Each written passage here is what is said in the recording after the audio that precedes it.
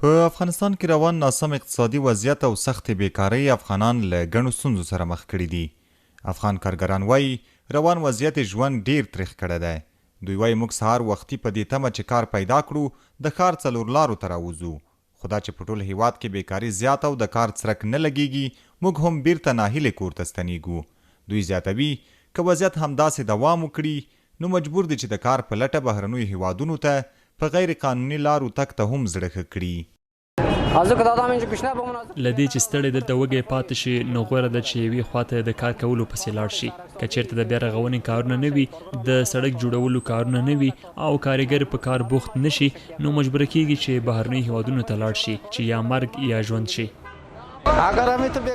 که چېرته همدا ډول بیکاري وي، کار روزګار نه وي، نو طبیعي ده چې خلک به مهاجر کیږي. نور نو خلک تر پزې را رسېدلي دي. ستونزې خو موږ ټول لرو، یوازې زه نه یم چې دا فریاد کوم چې کار نشته او له اقتصادي ستونزو سره لاس او ګریوان یم. په ټوله کې د خلکو وضعیت ډیر خراب دی. د کار او ټولنیزو چارو وزارت د اطلاعاتو او عامه اړیکو مسؤل سمیع الله ابراهیمي هم مني چې په هیواد کې بیکاري زیاته شوې. نوموړی زیاتوي که څه هم چې بیکاري نن سبا یوه نړیواله ستونزه ده، خو دوی خپلې هڅې پیل کړې چې په هیواد کې دننه د بیکارۍ کچه راټیټه کړي. تاسو ته بهتره معلومه ده چې بیکاري او نړیواله معضله ده او ډیری پرمختللي هیوادونه له دې ستونزې سره لاس و ګریوان دي. تاسو په سیمه منطقه کې وینئ هغه هیوادونه چې د ډیر کلونه د پرمختګ په لوري روان وو، هغوی اوس له بیکارۍ سره څخه سر ټکوي او ټولنه او ځوانانو دې ستونزې سره مخ دي. دا چې افغانستان تقریبا له 4 لسیزو زیات په جګړه کې پاتې شو، اوس تازه له دې جګړې څخه راوتلی ده او یو د امن او د آرامۍ فضا رامنځته شوې ده. د افغانستان د اسلامي امارت په دې برخه کې ژمنتیا ده چې دې ستونزې ته پر وخت رسېدنه وکړي او د بیکارۍ کچه 0 لوري ته راټیټه کړي. په هیواد کې د اقتصادي چارو یو شمېر کارپوهان هم روان اقتصادي وضعیت او د کار نشتون د اندېښنې وړ بولي. دوی وایي دا د خصوصي سکتور او په خاصه د سرپرست حکومت مسؤلیت دی چې په هیواد کې د خلکو شته ستونزو ته رسیدګي وکړي او په هیواد کې دننه خلکو ته کاري فرصتونه برابر کړي.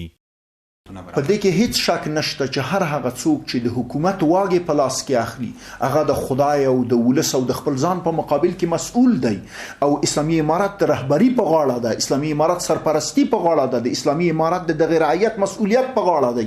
هر هغه مشکل چې د رعایت ته پیښیږي پړای په اسلامي امارت پورې سمدلاسه ارتباط پیدا کوي. د دې په خوا کې نړیواله ټولنه او خصوصي سکتور هم مسؤل دي چې په کومه کچه چې کولای شي د افغان ولس د بدې ورځې نه کمای راولي او د غیر مخه ډب کی، دا د دوی مسؤلیت دی او باید وکړي. دغه ولس پرې نه ږدي چې د دې ورځې نه نوره بده ورځ شي.